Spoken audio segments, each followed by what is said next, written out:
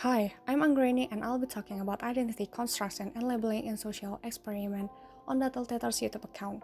A little background for today's session. In 2015, there was this migrant crisis issue in Europe, and Germany is among top 3 countries, which absorbed significant numbers of asylum seekers. As for Germany context, German Chancellor Angela Merkel issued open-door policy to resolve this phenomenon.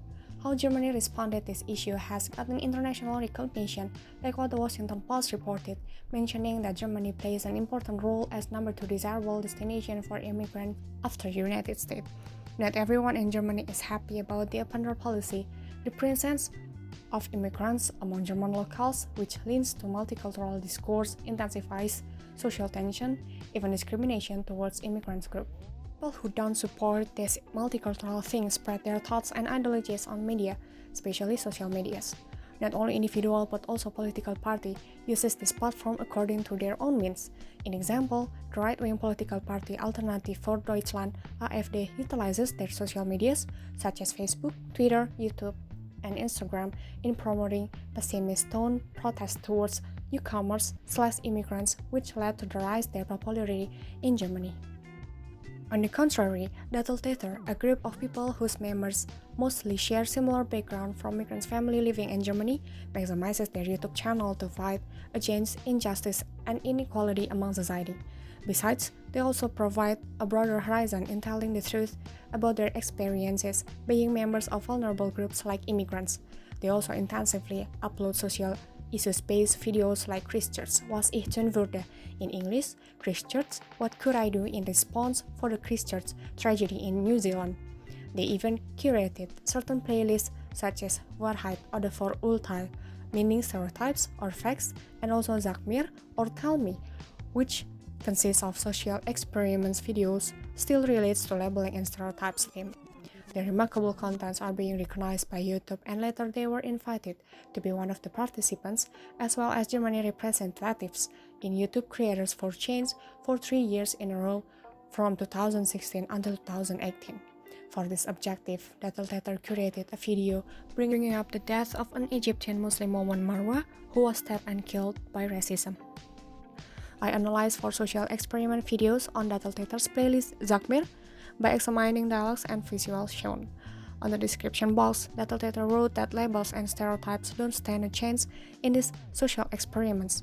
It's shown that Datteltäter made these contents on purpose to eliminate judgmental behavior based on stereotypes among society, especially in Germany. What I found out, there are at least 3 significant social markers labeled to immigrants. First, spoken languages as a unifier, but also at the same time as a differentiator. Second, religion as a signifier, a group of identity, and last, that immigrants belong to subordinate group amongst society. One's ability to speak other languages could be a sign that she or he has experienced flee or at least comes from immigrant's family. That's what's shown and done by Marcel, the man who wears a black t-shirt. He intensively addressed the same question: what languages do you speak besides German? To guess whether his interlocutor a refugee or not. Apparently, Simon will ask the same question too. What has done by Marcel and Simon are not wrong.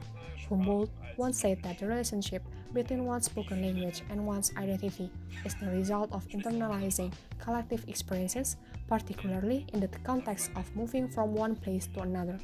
Normally, when someone moves to another country, she or he is obliged to understand or at least learn its native language to facilitate the integration process with locals. As what we see on screen, spoken languages in Germany are varied, though still German is the most spoken language among society. But one's mother languages will remain to be rooted in his or her identity. In the sense, a spoken language outside German is a unifier among people who live in Germany, but also a differentiator that dismisses one's belonging to Germany's society itself. Based on a press release from German Statistical Office on August 2019, at least 1 out of 4 people who live in Germany had a migrant background, and evidently the number now are rising. Based on what's written on July 2020, at least 26% of the German population had migrant backgrounds. What it means by this migrant background is used to acknowledge people who inherited Turkish blood or specifically Muslims. The fact that most of the accepted asylum seekers are from Muslim majority countries, immigrants' identities are likely linked to their beliefs, meaning an immigrant equal Muslim. This is what's shown on the video. Most of the chances given, the guests were asked where they come from. It's shown also that one's physical appearance plays important role in suggesting the executors by default that their interlocutors weren't born as German, or the other way around. If one's physical appearance looks like typical Germans, there's only little chance that she or he is a Muslim. The last social marker label to immigrants is being defined as a subordinate group. The video starts with scenes. 3 executors were asked what are their backgrounds in the context of family background or line of descent. 3 of them have a job to label each one of the guests with a board that telling the truth of the identity of themselves. And none of the 3 executors got all the guests correct. As shown on the screen, people whom they thought didn't have that kind of sense belonging as German are the ones who feel that Germany is their home.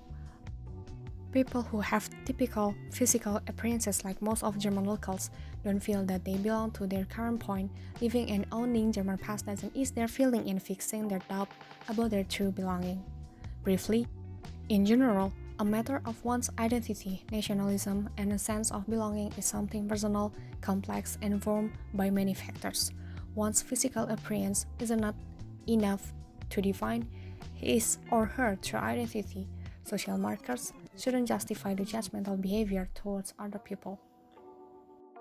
That was all from my session. Thank you for hearing out.